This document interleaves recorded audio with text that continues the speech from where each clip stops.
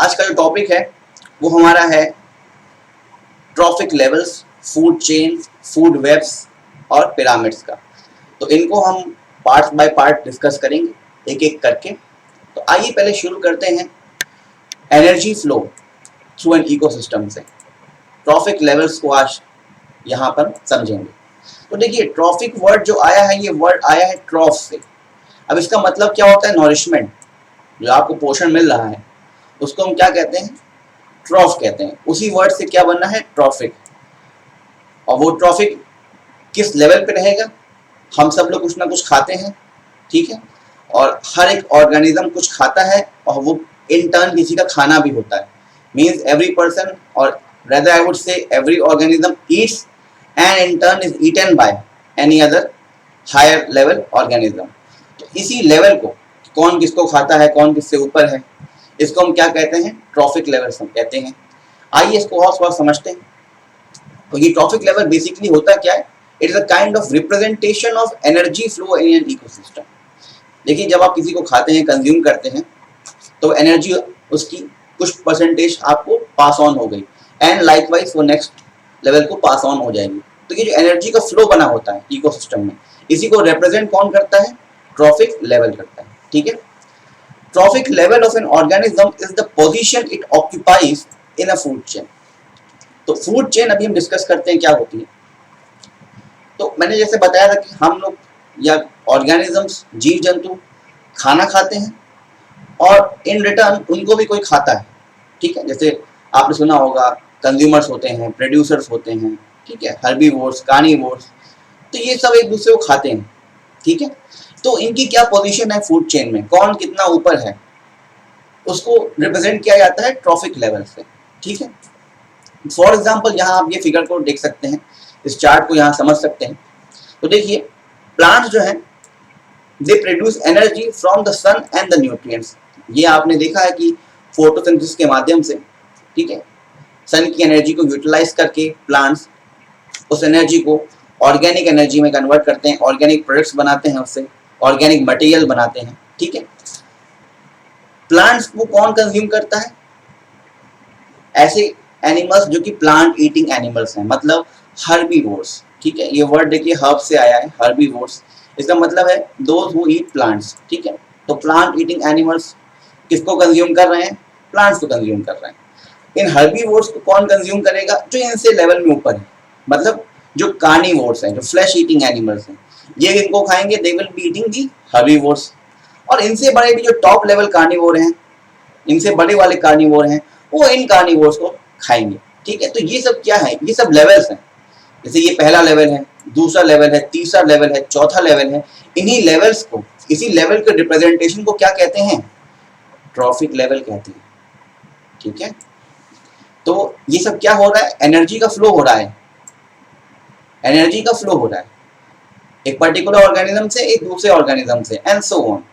और हर एक ऑर्गेनिज्म, हर एक जीव जंतु इस फ्लो में किस लेवल पे बैठा हुआ है, उसके वो पर्टिकुलर लेवल को क्या कहा जाता है? उसका अपना ट्रॉफिक लेवल, ठीक है। तो आइए, आई होप आपको ये चीज समझ में आई होगी। थोड़ा आगे चलते हैं। ट्रॉफिक लेवल जो हमने देखे वो कुछ इस प्रकार बटे हुए हैं। पहला ट्रॉफिक लेवल होता है प्रोड्यूसर्स का, ठीक है। बेसिकली ये ग्रीन प्लांट्स होते हैं या ऐसे ऑर्गेनिजम्स जो कि फूड प्रिपेयर कर सकते हैं by the process of photosynthesis, ठीक है। इनको जनरली क्या कहा जाता है? ऑटोट्रॉफ्स। तो basically autotroph is the word which is assigned to producers, ठीक है, which can prepare their own food. ऐसे लोग जो अपना खाना, ऐसे जीव जंतु जो अपना खाना खुद बना सकते हैं, उनको हम ऑटोट्रॉफ्स की श्रेणी में डालते हैं। हेटेरोट्रॉफ्स क्या होते हैं? हेटेरोट्रॉफ्स वो लोग होते हैं जो ऑटोट्रॉफ्स को कंज्यूम करते हैं। बेसिकली ये वो लोग हैं जो अपना खाना नहीं बना सकते। तो ये डिपेंड करते हैं ऑटोट्रॉफ्स पे, ग्रीन प्लांट्स पे, प्रोड्यूसर्स पे, ठीक है। तो या ये डिपेंड करते हैं दूसरे हेटेरोट्रॉफ्स पे। तो हेटेरोट्रॉफ्स ऐसे जीव जंतु होते हैं जो अपना खाना नहीं बना सकते, ये दूसरे को खाएंगे। अब चाहे ये प्लांट खाएं या चाहे कोई और एनिमल खा ले, ठीक है। हेटेरोट्रॉफ्स को फर्दर कैटेगराइज किया गया है as herbivore, carnivores and so on. तो हर्बीवोर्स क्या होते हैं? इनको कहा जाता है प्राइमरी कंज्यूमर। प्राइमरी कंज्यूमर क्या है? पहले ये वर्ड लोग समझते हैं, प्राइमरी क्या है, कंज्यूमर क्या है। कंज्यूमर समझ रहे हैं, ये कंज्यूम कर रहे हैं, किसको कंज्यूम कर रहे हैं? प्रोड्यूसर्स को कंज्यूम कर रहे हैं। प्रोड्यूसर्स जो आपने देखा ऊपर, प्रोड्यूसर्स क्या है? ग्रीन प्लांट्स जो खाना बना रहे हैं। हर्बीवोर्स क्या है? प्राइमरी कंज्यूमर्स, मतलब ये सबसे पहले ये वो जीव हैं जो कि प्राइमरीली इनका मेन खाना क्या है? प्लांट्स को खाना, ग्रीन प्लांट्स को खाना। तो ये क्या है? कंज्यूमर्स हैं, प्राइमरी कंज्यूमर्स हैं। ये मेन तौर पे सिर्फ और सिर्फ क्या खाते हैं? प्लांट्स खाते हैं। These are plant eating animals, इनको क्या कहा जाता है? हर्बीवोर्स। कार्निवोर्स क्या है? These are secondary consumers. Consumers तो ये भी हैं, खा ये भी रहे हैं, लेकिन ये किसको खा रहे हैं? बेसिकली ये सेकेंडरी कंज्यूमर्स हैं। ये खाएंगे इन टर्न हर्बीवोर्स को, ठीक है। हर्बीवोर्स ने किसको खाया? प्लांट्स को खाया। कंज्यूमर और कार्निवोर्स को किसने खाया? हर्बीवोर्स को खा लिया। तो मतलब प्लांट्स ने एनर्जी बनाई, ठीक है, सन की एनर्जी को यूटिलाइज करके ऑर्गेनिक मैटर बनाया। प्लांट को कंज्यूम किया हर्बीवोर्स ने, हर्बीवोर्स को इन टर्न कंज्यूम कर लिया कार्निवोर्स ने। तो यही जो लेवल्स हैं नरिशमेंट के, पोषण के, इनको क्या कहा जाता है? ट्रॉफिक लेवल्स कहा जाता है, ठीक है।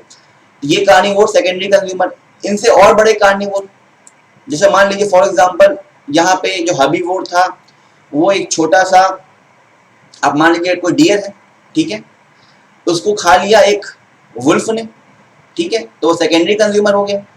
वुल्फ को इन टर्न खा लिया एक और बड़े कार्निवोर ने, मान लीजिए लायन ने खा लिया, तो वो टर्शरी कंज्यूमर हो गया। उससे बड़ा कोई आ गया उसको खाने के लिए, क्वार्टरनरी कंज्यूमर हो गया। तो इस तरह से क्या है, ये आपके लेवल्स बने हैं ट्रॉफिक के। ट्रॉफिक लेवल्स इन्हीं को कहा जाता है, ठीक है। और इन्हीं कड़ियों को अगर हम जोड़ दें कि कौन किसको खा रहा है, कौन किसका खाना है, इसी चेन को हम कह देते हैं फूड चेन, ठीक है। तो ये ट्रॉफिक लेवल्स के बारे में हमने यहाँ पे देखा। अब ये जो एनर्जी फ्लो हो रही है, जैसे मैंने बताया कि यहाँ पर प्लांट्स ने एनर्जी बनाई, ठीक है, क्योंकि जो सन की एनर्जी थी उससे फोटोसिंथेसिस किया, उस एनर्जी को कन्वर्ट किया, उससे ऑर्गेनिक मैटर बनाया, ठीक है, कार्बोहाइड्रेट्स के फॉर्म में। उसी एनर्जी को कंज्यूम किया हर्बीवोर्स ने। पूरी एनर्जी कभी ट्रांसफर हो नहीं पाती, आगे देखेंगे क्या रीजन है, क्या क्यों होता है ऐसा। लेकिन ये जो एनर्जी का फ्लो होता है वो ट्रॉफिक लेवल में बॉटम टू अप चढ़ता जाता है।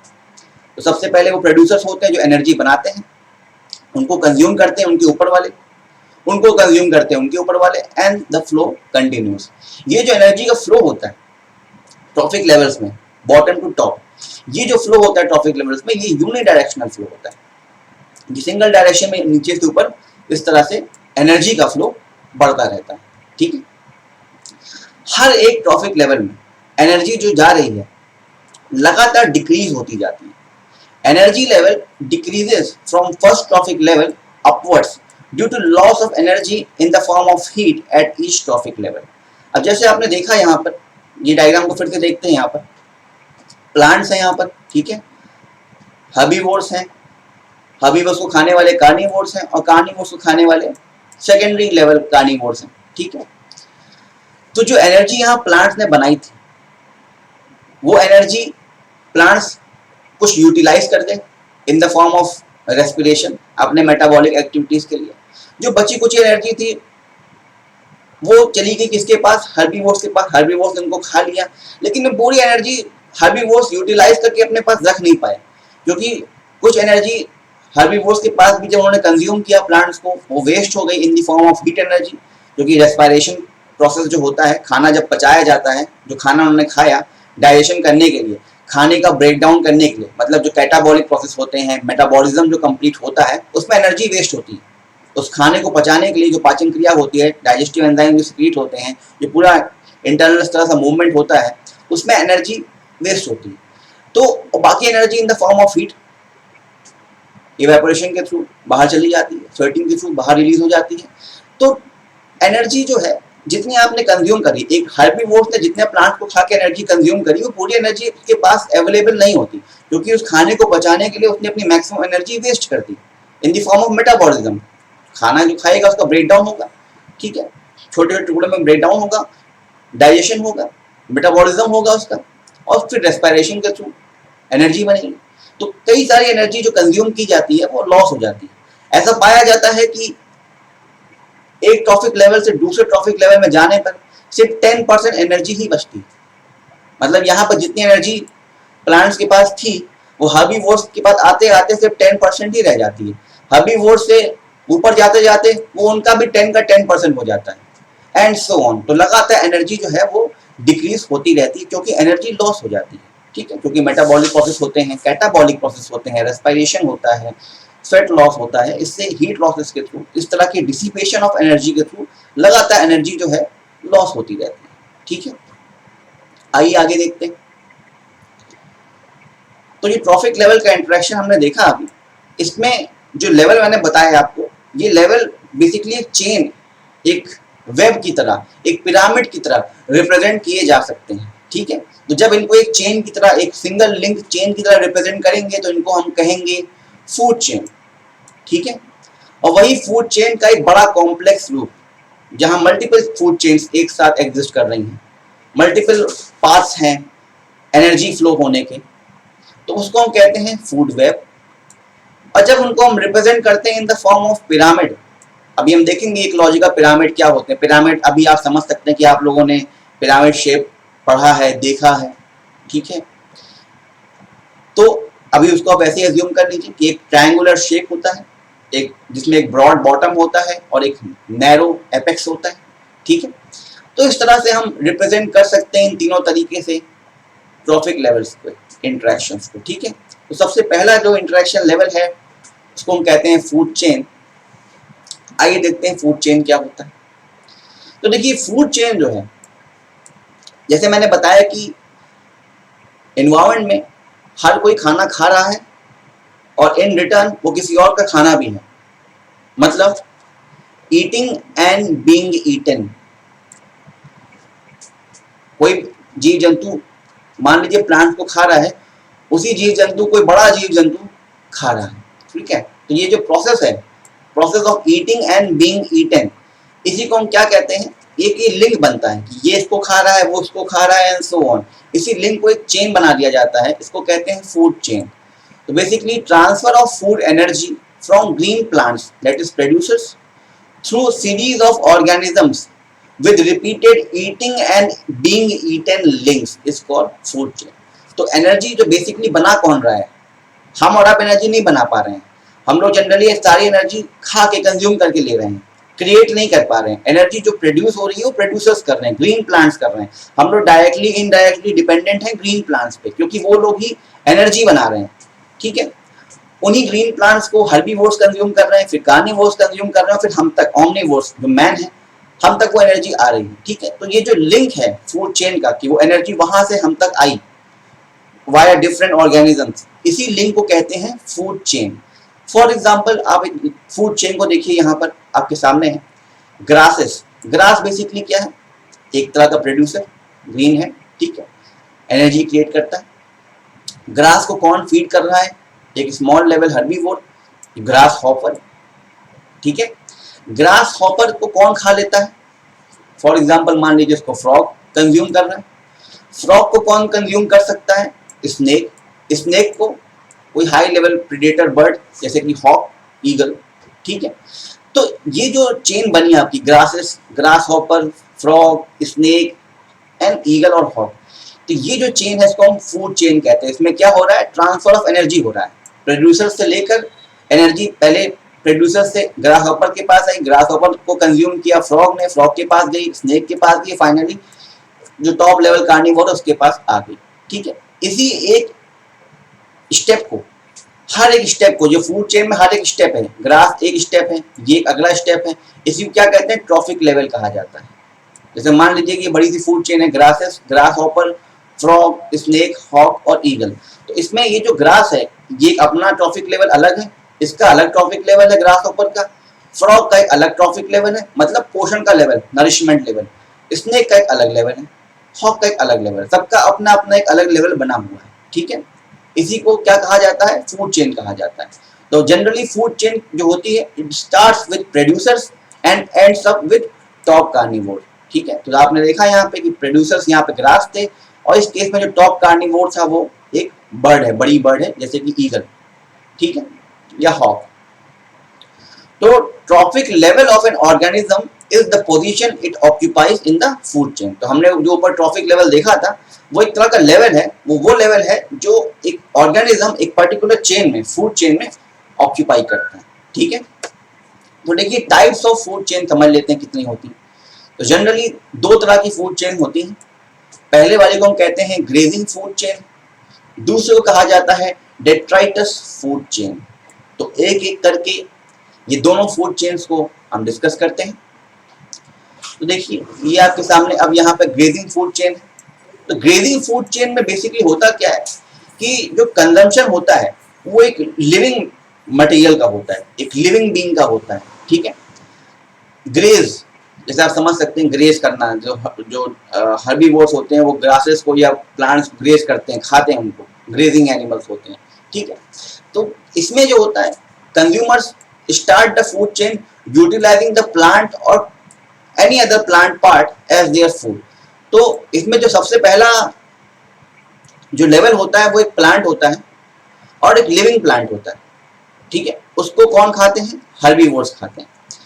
तो ग्रेजिंग फूड चेन में ध्यान रखने वाली बात यह है कि वो एक लिविंग प्लांट या लिविंग प्लांट के एक पार्ट से स्टार्ट होता है। ठीक है, जैसे फॉर एग्जांपल अब अगर मैं बात करूं टाइप्स ऑफ इकोसिस्टम बहुत सारे होते हैं, हम पढ़ चुके हैं।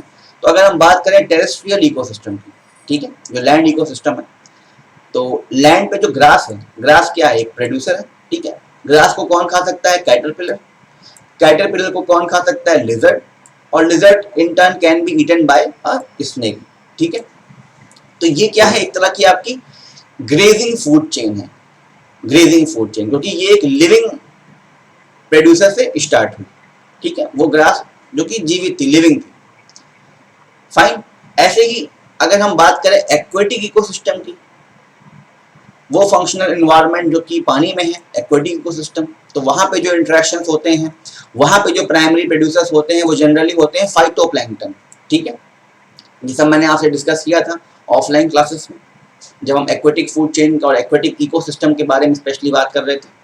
ठीक है, तो वहां पे जो प्राइमरी प्रोड्यूसर्स होते हैं पानी में, एक्वेटिक लाइफ में, वो उनको कहा जाता है फाइटोप्लैंक्टन। उनको कौन खाता है? जू प्लैंक्टन, छोटे छोटे कीड़े टाइप के होते हैं, फ्लोट करते रहते हैं, इनको जू प्लैंक्टन कहा जाता है। और इन्हीं जू प्लैंक्टन को खाते हैं फिशेस, जो छोटी छोटी फिशेस होती हैं। और इन छोटी फिशेस को बड़ी फिशेस खाती हैं और उनको और बड़ी फिशेस खा जाती हैं। तो ये भी क्या हो गया आपका? एक तरह का ग्रेजिंग फूड चेन का एग्जाम्पल हो गया कि यहाँ पे एक लिविंग प्रोड्यूसर से चेन स्टार्ट हुई है। यहाँ पे लिविंग प्रोड्यूसर क्या है? फाइटोप्लैंक्टन। ठीक है, लिविंग मतलब अभी जिंदा है, डेड नहीं हुआ है। ठीक है, तो इस तरह की लिविंग प्राइमरी और प्रोड्यूसर से कोई फूड चेन स्टार्ट होती है तो उसको हम लोग कहते हैं ग्रेजिंग फूड चेन। ठीक है, तो यहाँ आप देख सकते हैं ये डायग्राम भी छोटा सा है। यहाँ पे एक फ्लावर है, फ्लावर को फीड किया कैटरपिलर ने, caterpillar is in turn eaten by the frog, frog is in turn being eaten by the snake and snake is in turn consumed by owl। ठीक है, तो ये एक तरह की क्या हो गई? आपकी ग्रेजिंग फूड चेन हो गई। अब इसके अलावा जो दूसरी फूड चेन है उसको हम कहते हैं डेट्राइटस फूड चेन। अब इसमें क्या फर्क है? देखिए पिछले वाले में मैंने जानबूझ के एक वर्ड को बहुत स्ट्रेस दिया था कि लिविंग प्लांट से स्टार्ट होती है, लिविंग प्रोड्यूसर से। ठीक है, डेट्राइटस में क्या है? वो एक डेड पार्ट से स्टार्ट होती है, मतलब प्रोड्यूसर है पर कभी जीवित था अब नहीं है। जैसे कि डेड लीफ, जैसे आप कभी रास्ते में जाएं, पेड़ के नीचे वो जो गिरी हुई पत्तियां होती हैं जो सूख चुकी होती हैं, ठीक है, ब्राउन पीली कलर की सूख चुकी होती हैं, डेड लीफ या डेड प्लांट, पेड़ के तने गिरे हुए हैं, स्टेम्स गिरे हुए हैं। ठीक है, लेकिन अब वो डेड हैं, अब वो पेड़ का पार्ट नहीं रहे। तो ऐसे डेड ऑर्गेनिक मैटर से या डेड प्लांट स्पीशीज से, डेड प्लांट पार्ट से कोई फूड चेन अगर स्टार्ट हो रही है तो उसको ग्रेजिंग फूड चेन नहीं कहते, उसको डेट्राइटस फूड चेन कहते हैं। ठीक है, so this type of food chain starts from organic matter of dead and decaying animals and plant bodies। ठीक है, तो dead and decaying organic matter इसमें होता है। अब वो ऑर्गेनिक मैटर चाहे प्लांट बॉडी का हो चाहे एनिमल बॉडी का, लेकिन वो डेड ऑर्गेनिक मैटर होता है, वो लिविंग नहीं रहता। ठीक है, तो इसीलिए इसको डेट्राइटस कहा जाता है। डेट्राइटस मतलब ही होता है डेड, डेड ऑर्गेनिक मैटर। ठीक है, तो डेड ऑर्गेनिक मैटर और detritus feeding organisms are called detritivores और डिकम्पोजर्स। तो देखिए जो जीव जंतु ये डेड ऑर्गेनिक मैटर को, ये मरे हुए छोटे छोटे जीव जंतु, उनकी डेड ऑर्गेनिक मैटर, या डेड लीव्स, जैसे आप एग्जाम्पल में देख सकते हैं, यहाँ पर आपको एक छोटा सा ये डायग्राम दिख रहा होगा, ठीक है। यहाँ पे डेड लीव्स हैं, ये वो पत्तियां हैं जो कभी पेड़ का हिस्सा थी, कभी ग्रीन हुआ करती थी, लेकिन अब वो पेड़ से डिटैच होकर बाहर जमीन में पड़ी हुई हैं और धीरे धीरे उनके अंदर कोई सोर्स ऑफ लाइफ अब नहीं रहा, सूख गई हैं, डेड लीव्स हो गई हैं, ठीक है। तो ऐसे डेड चीज़ों को डेट्राइटस कहा जाता है, और ऐसे डेट्राइटस ऑर्गेनिक मैटर को जो कंज्यूम करते हैं organisms, those organisms are termed as detritivorous और decomposers। तो उनको या तो decomposers कहते हैं या detritivorous कहते हैं, ठीक है। decomposer वर्ड आपने बहुत ज़्यादा सुना होगा, उसी को एक और नाम भी है detritivorous, ठीक है। जैसे फॉर एग्जांपल आपका अर्थवॉर्म, ये आपने सुना होगा। तो अर्थवॉर्म एक बहुत ही अच्छा डिकम्पोजर, जितने भी डेड ऑर्गेनिक मैटर होते हैं ये इसको डिकम्पोज कर देता है। डिकम्पोज करना मतलब कि कॉम्प्लेक्स ऑर्गेनिक कंपाउंड को, डेड ऑर्गेनिक कंपाउंड को छोटे छोटे पार्ट में तोड़ के उसको फ्रैगमेंट करके ह्यूमिफिकेशन करके उसके अंदर जो ट्रैप्ड इनऑर्गेनिक मिनरल्स हैं, ठीक है, इन the form of carbon, nitrogen, ठीक है, जो भी ऐसे मिनरल्स पड़े हैं उसके अंदर, उसको वहां से अनलॉक करना और सॉइल में मिला देना, ताकि वही मिनरल्स वापस सॉइल में चले जाएं और उनको प्लांट्स कंज्यूम करके यूज कर सकें एनर्जी बिल्डअप प्रोसेस में, ठीक है। तो जैसे एग्जांपल आप यहाँ देख सकते हैं, डेड लीव्स हैं, उनको कौन खा रहा है? एक इंसेक्ट, वुड लाउस, या आप मान सकते हैं कि फॉर एग्जांपल अर्थवॉर्म, ये वर्ड ज़्यादा फेमिलियर है आपके लिए। और ऐसे कीड़ों को कौन खा ले सकता है? कोई छोटी छोटी बर्ड्स खा सकती हैं। इस एग्जांपल में एक ब्लैक बर्ड है, वो ब्लैक बर्ड इसको खा रही है। लेकिन ये फूड चेन शुरू कहाँ से हुई है? ये एक जीते जागते प्लांट से, एक लिविंग ऑर्गेनिज्म से, एक लिविंग ऑर्गेनिक मैटर से नहीं शुरू हुई है, ये एक डेड ऑर्गेनिक मैटर से, डेड लीफ से शुरू हुई है। इसीलिए इस कंप्लीट फूड चेन को क्या कहा जाता है? डेट्राइटस फूड चेन कहा जाता है, ठीक है।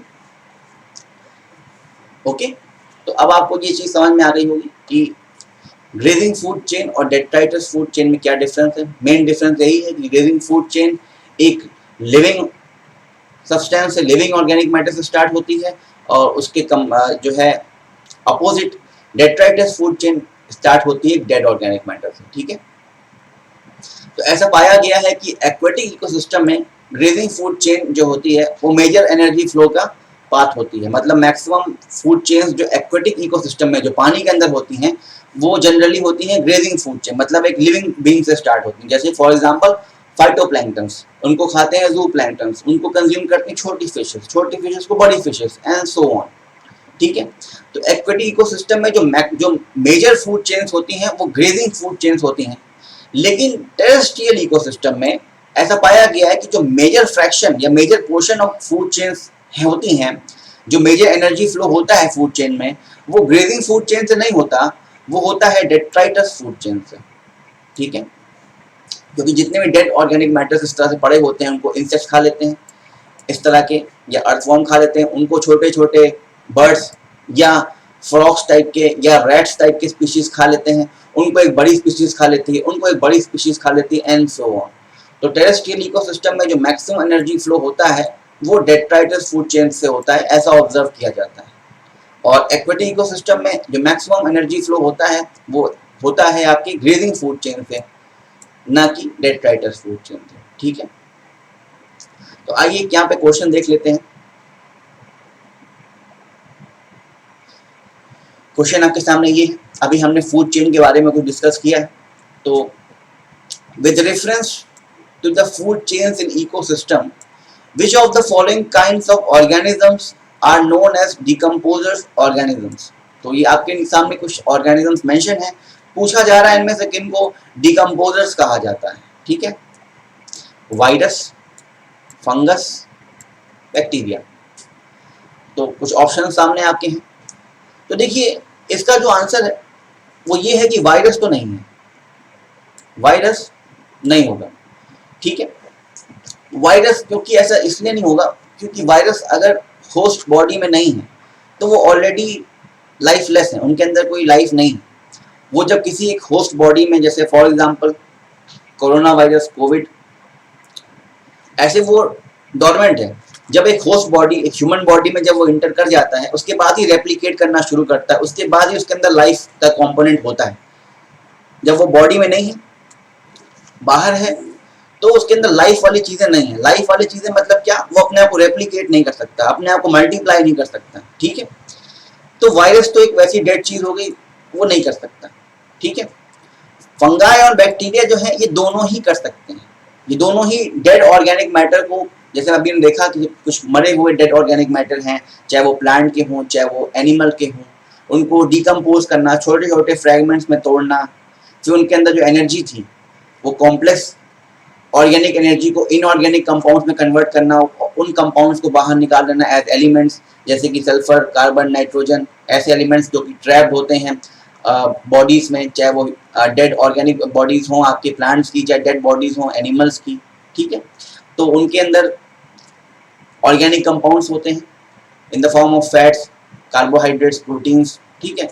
उनके अंदर जो इनऑर्गेनिक सब्सटेंसेस होते हैं और जो सिंपल सब्सटेंसेस होते हैं जैसे कार्बन वगैरह, उनको भी वहां से अनलॉक करके रिलीज करना और सॉइल में मिक्स कर देना, ताकि वही एलिमेंट्स, वही इनऑर्गेनिक एलिमेंट्स वापस सॉइल में चले जाएं और सॉइल से उनको फिर से रूट्स के थ्रू एब्जॉर्ब कर लें प्लांट, और प्लांट उनको यूज कर सकें एनर्जी फॉर्मेशन में, ठीक है।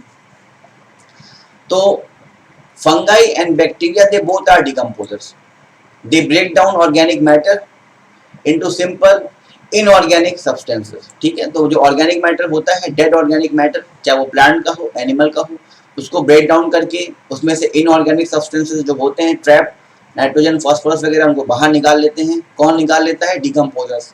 और फंगाई और बैक्टीरिया डिकम्पोजर्स होते हैं।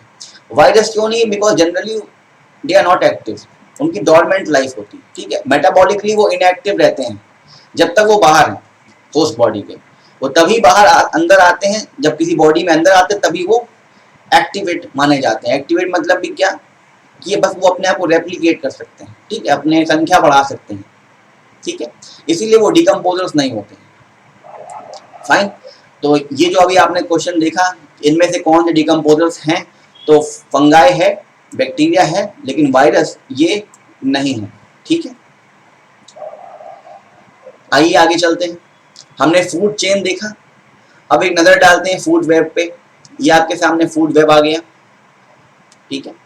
तो ये भी एक तरह की फूड चेन है पर कॉम्प्लेक्स। इसमें क्या है कि कई सारी फूड चेन एक साथ इंटरलिंक्ड होती है, ठीक है।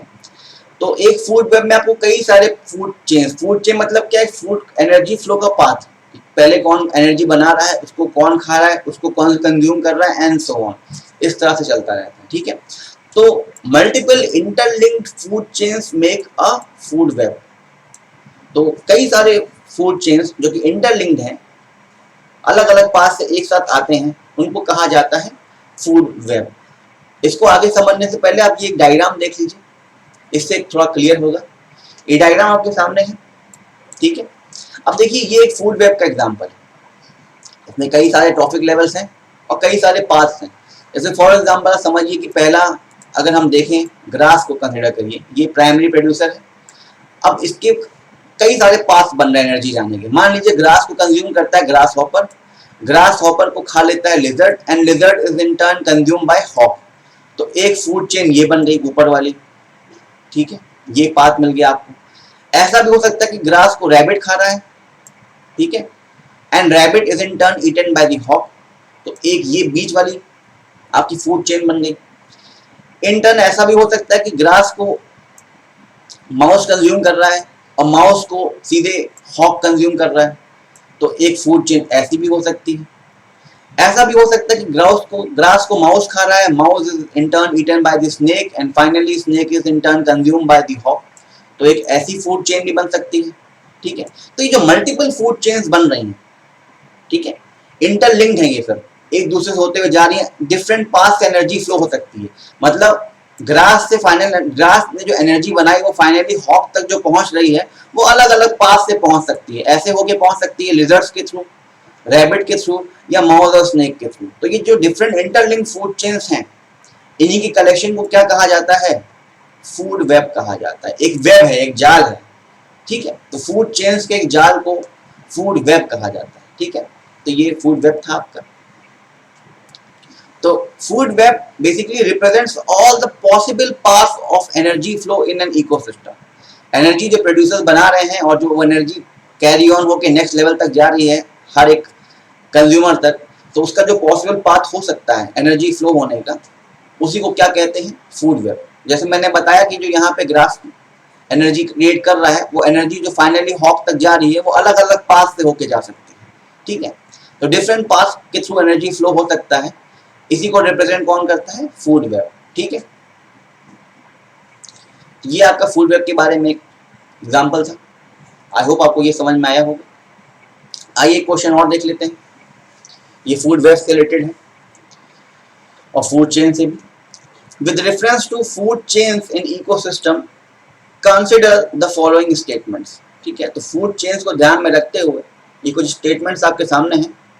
ये स्टेटमेंट इस प्रकार है, इनमें से कौन से सही है ये बताना है। स्टेटमेंट 1 बोल रहा है, अ food chain illustrates the order in which a chain of organisms feed upon each other. तो ये बेसिकली फूड चेन की डेफिनेशन पॉइंट ऑफ व्यू से एक स्टेटमेंट दिया गया है कि एक फूड चेन क्या होता है, एक ऑर्डर होता है, एक फॉर्मेट होता है जिसमें कि सारे ऑर्गेनिजम्स को रखा जाता है उस ऑर्डर में, जिस ऑर्डर में वो एक दूसरे को खा रहे होते हैं, means in the order in which the organisms are feeding upon each other. ऐसे ऑर्डर को, ऐसे चेन को क्या कहा जाता है, फूड चेन। पहला स्टेटमेंट ये बोल रहा है। दूसरा स्टेटमेंट बोल रहा है कि food chains are found within the population of a species. Food chains जो होते हैं वो एक स्पीशीज के पॉपुलेशन के अंदर ही होते हैं। अब देखिए ये दोनों वर्ड है, पॉपुलेशन और स्पीशीज, ये हम लोग पढ़ चुके हैं पहले की क्लासेस में, जो हमने ऑफलाइन क्लासेस पढ़ी थी, ठीक है। यहाँ पे मैं आप लोग को क्विकली एक बता देता हूँ कि बेसिकली क्या होता है। देखिए ऑर्गेनिजम्स जो होते हैं उनकी एक स्पीशीज होती है। जैसे हम लोग ह्यूमन बींग्स हैं, हम लोग होमोसेपियन स्पीशीज के, तो हमारा बेसिकली एक इंडिविजुअल है, एक ऑर्गेनिज्म है। लेकिन अगर हमारा ग्रुप बना दिया जाए, मतलब हम आप सारे स्टूडेंट्स हम लोग एक साथ कहीं इकट्ठे हो गए क्लासरूम में, तो जितने भी ह्यूमन बींग्स इस समय क्लासरूम में हैं उनको क्या कहा जाएगा, पॉपुलेशन ऑफ ह्यूमन बींग्स, ठीक है। तो जब भी सेंसस वगैरह होता है, सर्वे होता है, वो क्या होता है, पॉपुलेशन उसमें देखी जाती है। किसकी पॉपुलेशन देखी जाती है, ह्यूमन बींग्स की। तो जो सर्वे होता है, सेंसस होता है, उसमें डॉग्स की, कैट्स की, रैबिट्स की पॉपुलेशन नहीं देखी जाती। जो 10-10 साल पे सेंसस सर्वे होता है, ठीक है, उसमें सिर्फ ह्यूमन बींग्स की काउंटिंग होती है, मतलब एक पर्टिकुलर पॉपुलेशन की काउंटिंग हो रही है। तो पॉपुलेशन हमेशा एक स्पीशीज का होता है, पूरे डिफरेंट स्पीशीज को पॉपुलेशन नहीं कहा जाता, वो कम्युनिटी बन जाता है, ठीक है। तो पॉपुलेशन मतलब क्या, group of organisms of the same species. एक ही स्पीशीज के डिफरेंट ऑर्गेनिजम्स को एक साथ क्या बोला जाता है, ये population of the particular species है। जैसे हम लोग क्या है, हम लोग होमोसेपियन स्पीशीज के हैं। हम लोग कहीं लोग खड़े हो जाए एक साथ 10-12 लोग, तो हम लोग क्या कहेंगे, population of human beings, population of Homo sapien species, ठीक है। तो ये बोल रहा है स्टेटमेंट यहाँ पे कि food chain are found within the population of a species. अब इसका मतलब क्या है कि एक ही पॉपुलेशन के लोग एक दूसरे को खाते हैं। मतलब अगर हम आप ह्यूमन बींग्स हैं, तो हम लोग एक दूसरे को ही खा रहे हैं, क्या हमारे आपस में एक पॉपुलेशन के अंदर फूड चेन एग्जिस्ट कर सकती है? ये बात जितना सुनने में आपको नॉनसेंस लग रही है इतनी ही है, सही बात है। फूड चेन कभी एक पॉपुलेशन के अंदर नहीं हो सकती, कम्युनिटी के अंदर होती है। मतलब एक ऑर्गेनिज्म दूसरे और स्पीशीज के ऑर्गेनिज्म को खाता है, अपने ही स्पीशीज के ऑर्गेनिज्म को नहीं खाता, ठीक है। तो ह्यूमन बींग्स को नहीं खाते, लायंस को नहीं खाते, ठीक है, वुल्फ को नहीं जल्दी खाते। तो ऐसी जो चीजें होती हैं कि सेम ऑर्गेनिज्म सेम स्पीशीज के ऑर्गेनिज्म को नहीं खाता, ठीक है। तो यहाँ बोला गया कि food chains are found within the population of a species, ये चीज सही नहीं है। पहली वाली चीज सही है, क्योंकि फूड चेन एक सही में एक ऐसा ऑर्डर होता है, एक लिंक होता है, एक ट्रॉफिक लेवल का एक, आप कह सकते हैं एक कैटेगराइजेशन होता है कि कौन किस कैटेगरी पे है, किस लेवल पे है और कौन किसको खा रहा है। तो चेन ऑफ ऑर्गेनिजम्स होते हैं जो एक दूसरे को खा रहे होते हैं, फीड कर रहे होते हैं। तो पहला स्टेटमेंट यहाँ पे सही है, ठीक है। तो इसका ऑप्शन हो जाएगा आपका ऑप्शन ए, वन ओनली। दूसरा सही नहीं है। अगर यहाँ लिखा होता कि food chains are form within community, तो कम्युनिटी क्या होती है, ग्रुप ऑफ पॉपुलेशंस। मतलब मान लीजिए आपकी फैमिली, आप घर में रहते हैं, आपके घर में ह्यूमन बींग्स भी हैं, आपने पेट्स पाले हो सकते हैं, मान लीजिए आपके पास डॉग्स हैं, कैट है, बर्ड है, आपने अपने यहाँ एक्वेरियम रखा है, इसके अंदर फिश हैं, टर्टल्स हैं। तो ये डिफरेंट अलग अलग स्पीशीज के लोग आपके घर में रह रहे हैं, तो इसको क्या कहा जाए, कम्युनिटी। कम्युनिटी मतलब डिफरेंट स्पीशीज के पॉपुलेशन एक साथ जब कहीं रह रहे होते हैं उसको कम्युनिटी कहा जाता है, ठीक है। तो पॉपुलेशन ऑफ स्पीशीज के बीच में कभी फूड चेन नहीं होती, ठीक है। एक ही पॉपुलेशन के लोग एक ही अपने ही लोगों को नहीं खाते, तो ये स्टेटमेंट इसलिए यहाँ पर गलत हो जाती है, ठीक है। तो यहाँ पे हमने एक क्वेश्चन देख लिया फूड चेन के बारे में, ऊपर हमने कुछ क्वेश्चन देख लिया डिकम्पोजर्स के बारे में। आइए आगे चलते हैं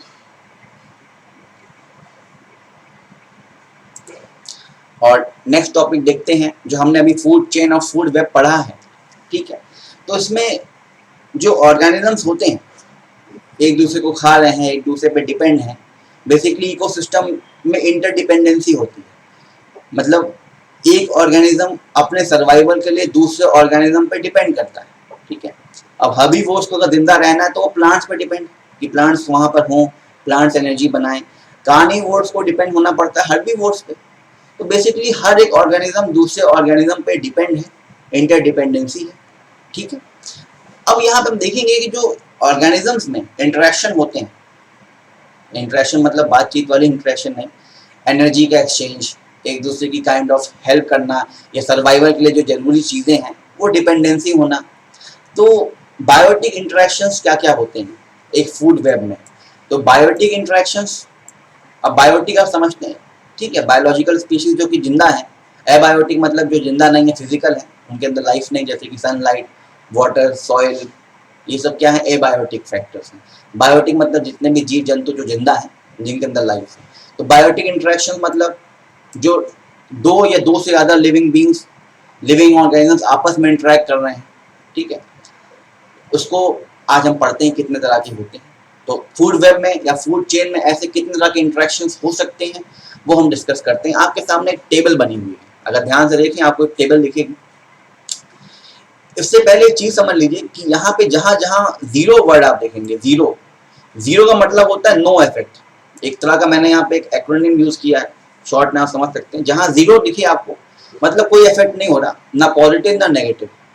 जहां नेगेटिव वर्ड आपको मिले, ये डैश माइनस साइन दिखे, इसका मतलब कि वो डेट्रीमेंटल है। डेट्रीमेंटल मतलब उसका नेगेटिव इम्पैक्ट पड़ रहा है, ठीक है। जहां पॉजिटिव वर्ड दिखे आपको, ऐसा प्लस साइन दिखे, इसका मतलब क्या कि वो पॉजिटिव चीजें बेनिफिशियल है। मतलब अगर कोई ऑर्गेनिज्म है इसके सामने अगर प्लस लगा है या उसके रिलेशन में प्लस, इसका मतलब कि उसको उस चीज से बेनिफिट मिल रहा है। माइनस लगा है मतलब उसको नेगेटिव हो रहा है, उस चीज से नुकसान हो रहा है उसको। जीरो है मतलब कोई इफेक्ट नहीं है, नाइदर प्रॉफिट नॉट लॉस, ठीक है, neither advantage not disadvantage, neither benefit neither detrimental, ठीक है। तो जो इंटरेक्शंस होते हैं ऑर्गेनिजम्स में एक फूड चेन या फूड वेब में, उनको हम एक एक करके पढ़ते हैं कि ऐसे क्या क्या, जैसे आपने सुना होगा कई सारे वर्ड्स, म्यूचुअल एग्जिस्टेंस, सिम्बायोसिस वगैरह, तो उनको आज थोड़ा और फर्दर क्लासिफिकेशन करते हैं, ठीक है। तो देखिए पहला इंटरेक्शन जो होता है इसको कहते हैं एमेंसलिज्म, एमेंसलिज्म, ठीक है। अब ये जो इंटरेक्शन होता है ये होता है नेगेटिव जीरो में। नेगेटिव जीरो मतलब क्या है कि एक ऑर्गेनिज्म नेगेटिव में है मतलब उसको नुकसान हो रहा है, और दूसरा ऑर्गेनिज्म जीरो पे है मतलब उसको कोई फर्क नहीं पड़ रहा। मतलब दो जीव जंतुओं में ऐसा इंटरेक्शन जिसमें एक का नुकसान हो रहा है और दूसरा अनअफेक्टेड है, उसको कोई फर्क नहीं पड़ रहा, neither benefit nor any disadvantage. तो ऐसे रिलेशन को क्या कहा जाएगा शॉर्ट में, एमेंसलिज्म। तो देखिए इसको हम डिस्कस तो करेंगे कि क्या हो रहा है, लेकिन इसको शॉर्ट में डिस्कस करने के लिए, मेमोराइज करने के लिए एक निमोनिक कोड आपके सामने है कि एमेंसलिज्म मतलब क्या है, माइनस जीरो। माइनस जीरो मतलब क्या कि एक ऑर्गेनिज्म को माइनस हो रहा है मतलब उसको डिसएडवांटेज, डेट्रीमेंटल है, उसका नुकसान हो रहा है, और दूसरे जीरो मतलब कोई फर्क नहीं पड़ रहा उसे, ठीक है, नाइदर प्रॉफिट नॉर लॉस, जैसे आप समझ सकते हैं, कोई नुकसान नहीं हो रहा, कोई फायदा भी नहीं हो रहा। तो इसमें होता क्या है एमेंसलिज्म जैसी कंडीशन में, इसमें ये होता है कि वन स्पीशीज इज इनहिबिटेड, एक स्पीशीज को इनहिबिट किया जा रहा है, उसको रोका जा रहा है, मतलब उसका नुकसान हो रहा है, उसकी ग्रोथ पे नुकसान हो रहा है, ठीक है। और दूसरी स्पीशीज अनअफेक्टेड है, दूसरी स्पीशीज को कोई फर्क ही नहीं पड़ता, ठीक है। तो एक प्रजाति बाधित हो रही है और दूसरी जो है वो अप्रभावित है, कोई प्रभाव नहीं पड़ रहा उसके ऊपर, ठीक है। तो जैसे कि फॉर एग्जांपल मान लीजिए फंगस होता है एक तरह का फंगाई, उसको पेनिसिलियम कहते हैं।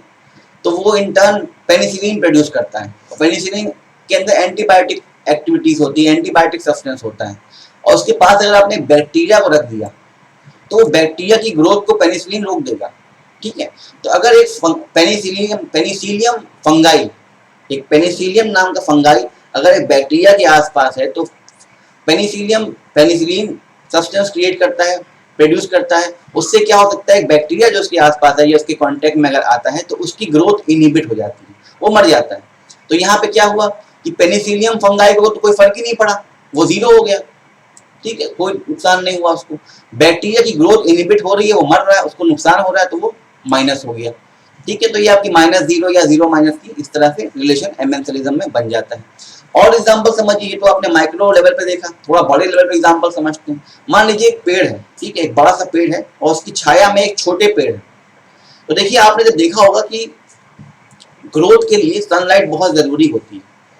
ट्रॉपिकल रेन फॉरेस्ट में ये दिक्कत होती है कि वहां पे जो पेड़ बड़े हो जाते हैं, तो बड़े होने के बाद कैनोपी फॉर्म कर लेते हैं। कैनोपी मतलब देखा है आपने, कई सारे पेड़ होते हैं आपस में झुक के एक बड़ा सा शेड फॉर्म कर लेते हैं। अब वो ऐसा शेड हो जाता है कि सन रेज जो होती हैं वो नीचे जो ग्राउंड पे छोटे छोटे प्लांट्स हैं उन तक पहुंच ही नहीं पा रही।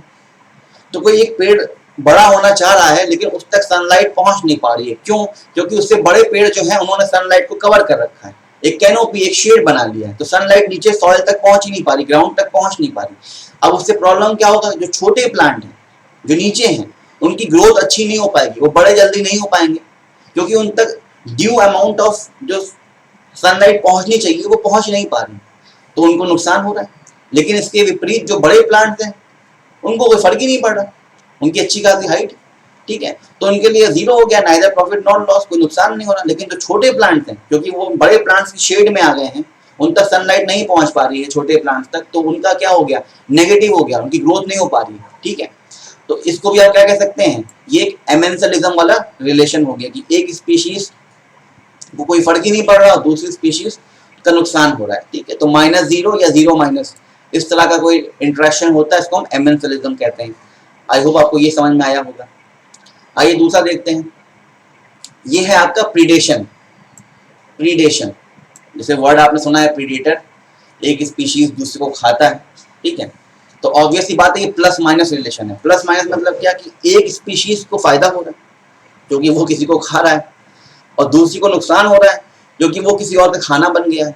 मतलब मान लो डियर और लायन है, तो डियर और लायन में क्या है, प्रीडेशन का इंटरेक्शन है। मतलब लायन प्रीडेटर है, it will feed on the deer and deer is food for lion.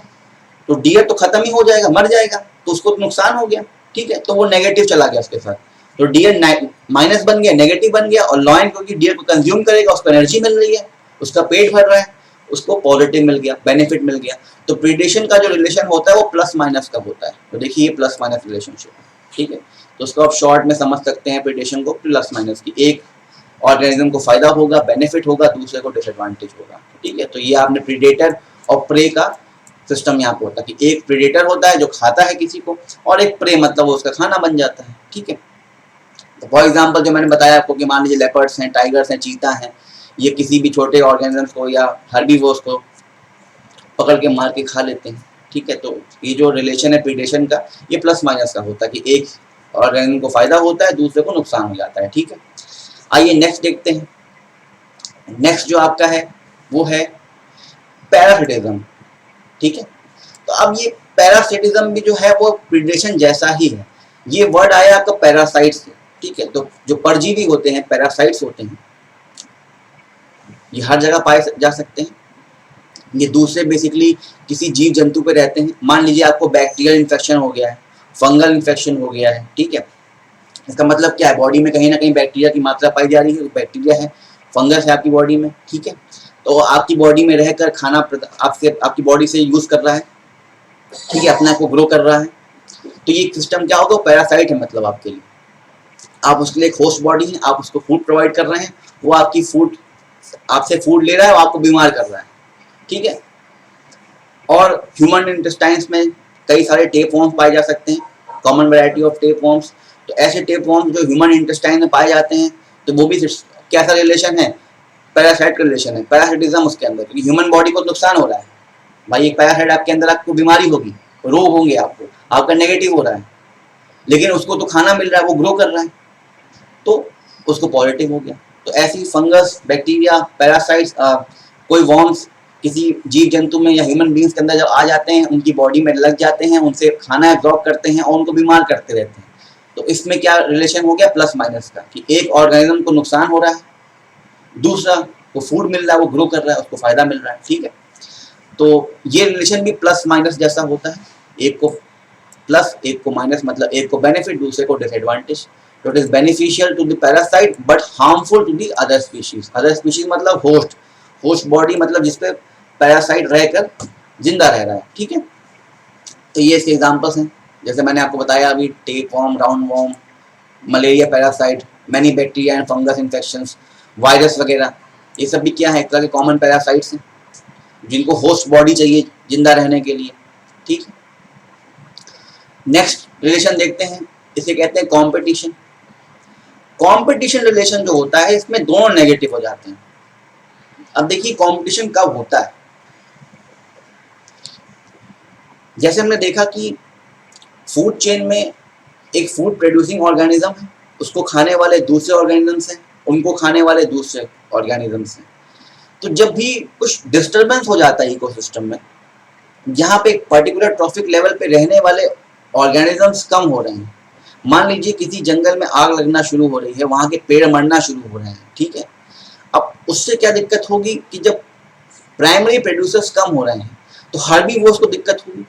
Herbivores किसको खाएंगे, जब प्लांट्स ही नहीं मिल पा रहे हैं तो उनको आपस में कंपटीशन होगा कि जो बचे कुचे प्लांट्स रह गए हैं, एक डियर उसको खाना चाहेगा, दूसरा डियर उसको खाना चाहेगा, तो दोनों आपस में लड़ेंगे कि कौन किसको पहले खाएगा, कौन ग्रास को पहले खाएगा या कौन पेड़ को पहले खाएगा। ये तब होता है जब रिसोर्सेज कम होना शुरू हो जाते हैं, फूड रिसोर्सेज जब कम होना शुरू हो जाते हैं, तो एक ऑर्गेनिज्म उसको खाने के लिए दूसरे ऑर्गेनिज्म से लड़ता है कि नहीं मुझे खाना है। फॉर एग्जाम्पल हर्बीवोर्स मान लीजिए कम होना शुरू हो जा रहे हैं, हर्बीवोर्स कम होना शुरू हो जा रहे हैं, तो उससे क्या है प्रॉब्लम होगी कार्निवोर्स को। मान लीजिए जगह हर्बीवोर्स डियर पाए जाते हैं, वहां पे डियर की संख्या कम होना शुरू हो रही है। अब डियर्स हो गए कम, उनको खाने वाले वुल्फ या लॉयंस वो डियर पे डिपेंड है, लेकिन डियर्स की संख्या कम होना शुरू हो रही है।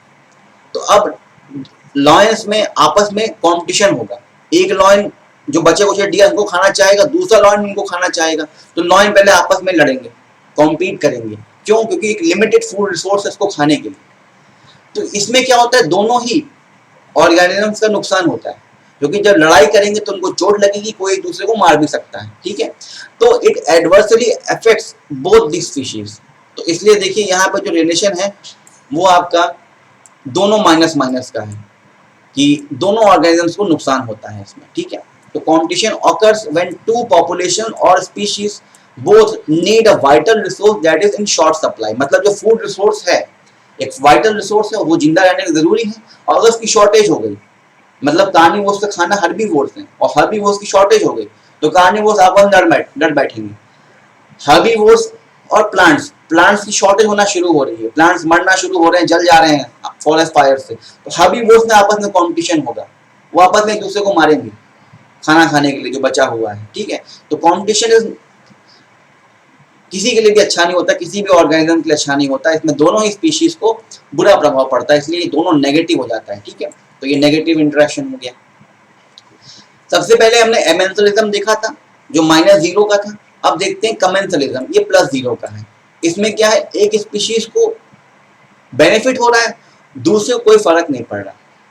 जैसे देखिए सबसे ऊपर हमने देखा था, ये था आपका एमेंसलिज्म, ये -0 था कि एक को नुकसान हो रहा था, डिसएडवांटेज था, इनहिबिशन था उसका, दूसरे को कोई फर्क नहीं पड़ रहा था, इट वाज अनअफेक्टेड। तो एमेंसलिज्म का ही जो यहाँ पे आप उल्टा समझ सकते हैं वो होता है कमेंसलिज्म। यहाँ पे क्या है +0, इसमें क्या है एक स्पीशीज को बेनिफिट हो रहा है तो वो प्लस में चला जा रहा है, दूसरे को कोई फर्क नहीं पड़ रहा, it is neither harm nor inhibited, कोई नुकसान नहीं हो रहा, तो 0 चल रहा है। ठीक है, तो ये +0 का रिलेशन होता है कमेंसलिज्म में। ठीक है, तो इसमें आप मान सकते हैं कि कोई एक छोटी फिश है, फॉर एग्जाम्पल यहाँ पे सकर फिश का एग्जाम्पल लिया गया है, वो एक बड़ी फिश शार्क से अटैच हो जाती है, उसकी बॉडी से चिपक जाती है। अब इससे फायदा क्या मिलता है कि सकर फिश को कहीं भी जाना हो उसको खुद से नहीं जाना पड़ता, उसको शार्क लेके चली जा रही है, तो उसको एक फ्री राइड मिल जा रही है। जैसे हम लोग को राइड चाहिए होती है उबर या ओला में, तो इस तरह से फ्री राइड मिल जाती है सकर फिश को अगर वो शार्क से चिपक जाती है। उसके साथ साथ खाना भी मिल जाता है सकर फिश को। कैसे? शार्क खाना खा रही होती है, बड़ी फिश को मार के खा रही होती है जो भी, तो जो खाना नहीं खा पाती है, वो जो खाना बच जाता है वो बहते हुए उस सकर फिश तक आता है जो उसकी चिक्की होती है, उसको भी इन टर्न जो बचा कुचा खाना होता है जो शार्क नहीं खाती, वो बचा कुचा खाना सकर फिश के पास आ जाता है और सकर फिश उसको खा लेती है। तो उसको खुद से हंट नहीं करना पड़ता, वो शार्क से चिपकी हुई है, शार्क उसको हर जगह जो है ले जा रही है और खाना भी प्रोवाइड कर दे रही है। ठीक है, तो सकर फिश का फायदा हो रहा है। ठीक है, तो उसको क्या हो गया? Positive plus. लेकिन शार्क को कोई फायदा भी नहीं है, कोई नुकसान भी नहीं है। ठीक है, तो शार्क को कोई बेनिफिट नहीं हो रहा है और ना कोई उसको एडवर्सरी मिल रही, कोई नुकसान मिल रहा है, तो वो जीरो में है। ठीक है, तो इस तरह के रिलेशन को कहा जाता है commensalism, in which one particular species is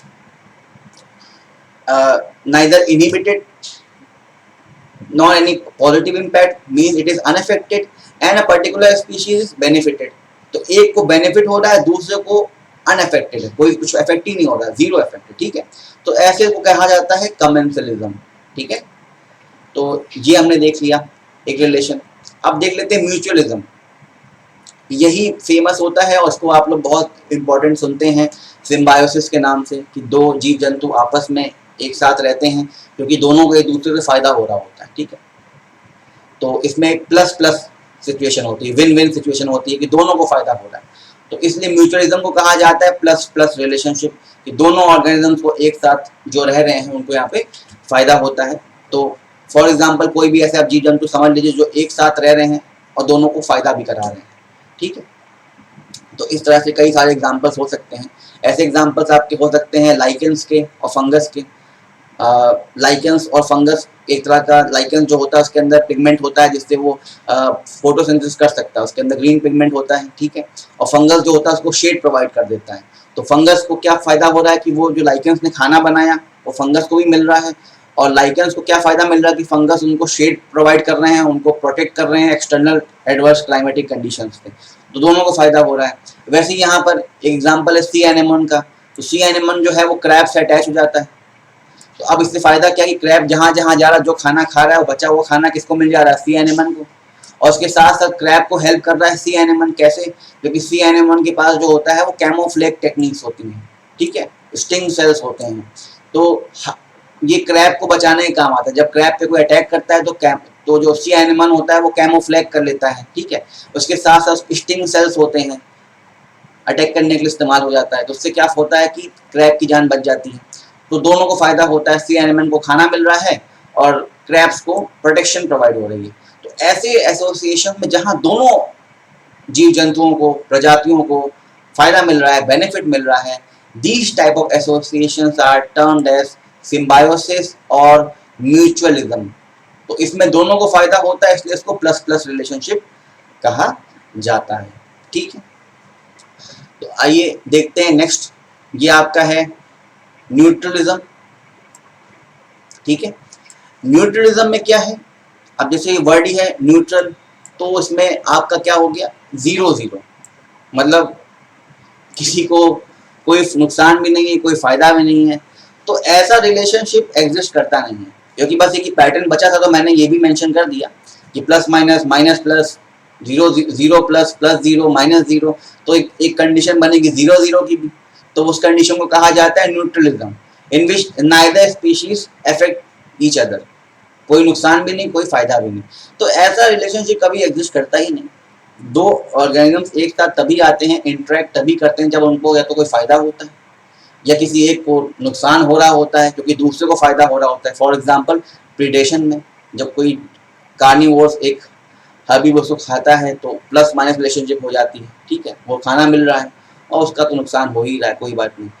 इसके साथ साथ दोनों को जब फायदा होता है तो प्लस प्लस रिलेशनशिप हो जाती है। ठीक है, इस तरह से जीरो प्लस भी होती है, जीरो माइनस भी हमने देखा कि किसी एक को कोई इफेक्ट ही नहीं पड़ रहा, दूसरे को इफेक्ट पड़ रहा है। न्यूट्रलिज्म में मतलब क्या हो गया कि दोनों को ही कोई इफेक्ट ही नहीं पड़ रहा।